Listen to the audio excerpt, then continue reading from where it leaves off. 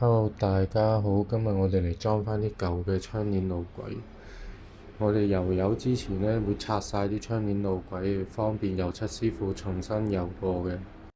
咁你如果想換窗簾路軌呢，你都可以度咗尺上淘寶呢，俾啲客服，咁樣啲客服就會幫你裁剪返出嚟啊。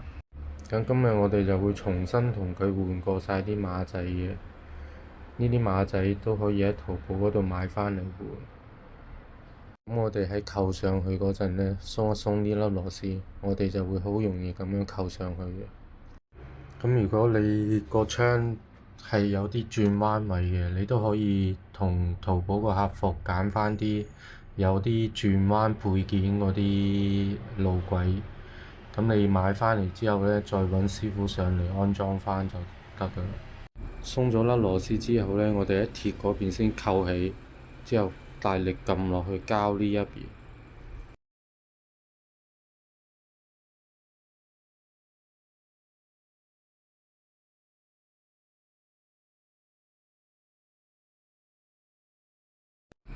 扣晒上去呢，我哋可以左右咁樣移嚟移去嘅，所以都唔驚話扣上去唔啱位咁樣。咁我哋要扣晒上去之後呢，就唔好話裝嗰個馬仔上去先，因為裝咗上去呢，你就好難扣個路軌上去㗎。扣晒啲馬仔，一陣喺嗰個窿嗰度呢，mark 返位，之後喺個窿嗰度上返螺絲上去，咁我哋就好容易裝㗎。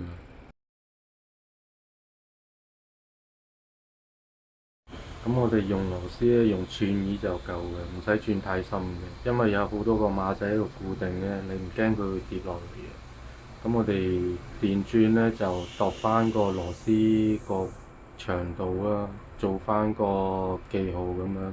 咁之後我哋就唔使話轉得太深啦。如果冇電鑽咧，我哋都可以用個手批，有揼嗰個功能嘅。如果有揼嗰個功能呢，我哋就可以用翻個三角鑽，係啊，呢個三角鑽嚟轉翻嘅，都可以轉到。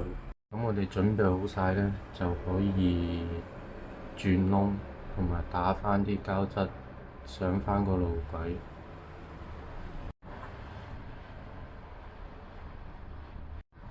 咁佢呢度呢，之前拆個路軌就留翻個膠質喺度嘅，咁我哋呢度就唔使轉窿。我哋移翻個馬仔個位置，對翻舊嗰個膠質，咁我哋之後就可以直接上螺絲上去。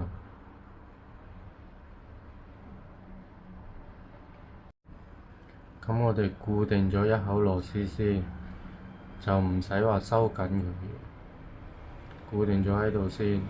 一陣我哋就可以方便啲校第二個馬仔個位置。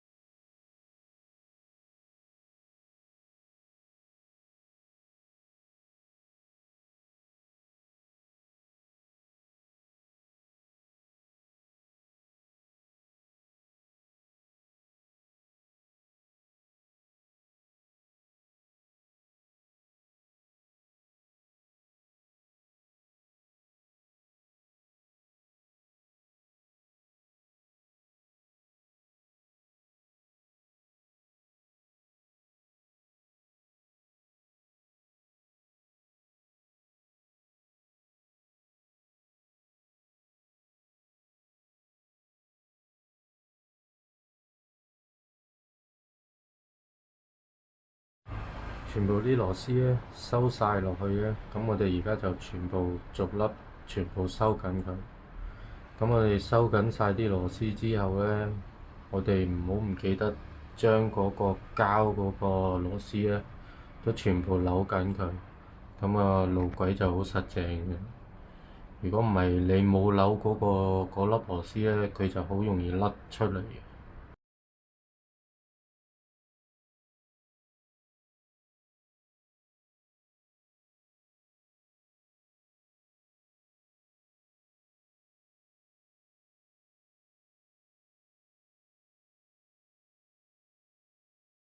廳呢條路軌咧原本就喺個門個頂嗰度嘅，但係而家就改返喺個天花頂嗰度，咁樣成幅落嚟一體式咧就好睇啲。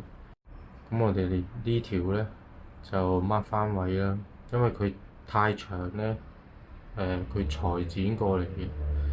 咁我哋可以用返有個連接嘅馬仔咁樣連接返佢嘅，但佢呢度就冇連接嗰個馬仔咧，我哋就用呢個馬仔呢邊扣一半，嗰邊扣一半咁樣駁返佢。咁我哋而家 mark 返個窿先，一陣轉返。咁我哋 mark 位咧可以離長寸半到2寸度，但你好似睇呢個門嗰度有個門鉸咧，咁你可以度返個門鉸離個牆有幾多，你可以就返個門鉸再離返幾多，咁我哋開窗簾嗰陣咧就唔會話棘到個門鉸。